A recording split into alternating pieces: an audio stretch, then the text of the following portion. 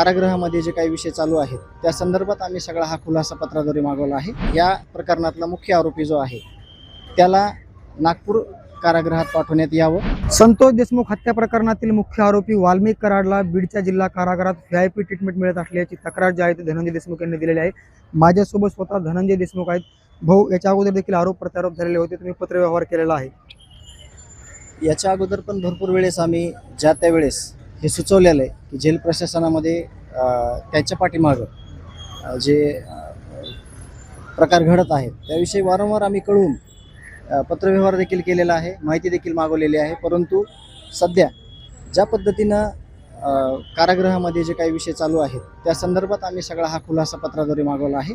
मी कारागृह महानिरीक्षक महाराष्ट्र राज्य पुणे यांना मेलद्वारे ही माहिती पाठवलेली आहे। त्याची लवकरच उच्चस्तरीय चौकशी होऊन हा सगळा अहवाल आला पाहिजे अशी माझी मी त्या ह्याच्यामध्ये नमूद केलेलं आहे अर्ज। त्या पत्रामध्ये आणखी काय बाबी तुम्ही उल्लेख केलेला आहे, कशा पद्धतीने व्हीआयपी ट्रीटमेंट मिळते, याच्यावर देखील आरोप प्रत्यारोप झालेले होते, कारवाई देखील झालेली होती काही जणांवरती? कारवाई देखील झालेली होती आणि हे पण माहिती आहे की भरपूर आरोपी आहेत की ते तिथून बाकीच्या गुन्ह्यामध्ये आलेले ते बाहेर येत आहेत।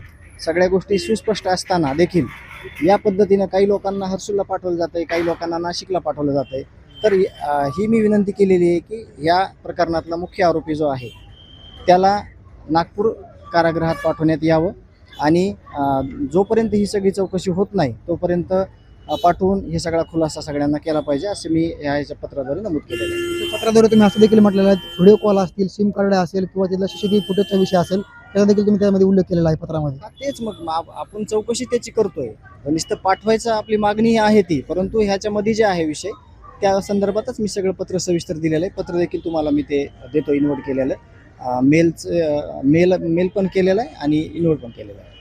नक्कीच ज्या प्रकारे वाल्मिक कराडला व्हीआयपी ट्रीटमेंट मिळते असं पत्रव्यवहार जे आहे त्यांनी पुणे यांना केलेला आहे, पुणे कारागृह अधीक्षकांना केलेला आहे। लवकरात लवकर कारवाई करावी आणि संपूर्ण घडलेल्या प्रकाराची चौकशी व्हावी अशी मागणी धनंजय देशमुख यांनी पत्राद्वारे केलेली आहे। साम टीव्हीसाठी मी योगेश काशीद, बीड। महाराष्ट्रातील सर्व बातम्यांचे विश्वासार्ह व्यासपीठ, सकाळच्या सर्व सोशल मीडिया प्लॅटफॉर्मला लाईक, फॉलो आणि सबस्क्राईब करा। तसंच सर्व नोटिफिकेशनसाठी बेल आयकॉन प्रेस करायला विसरू नका।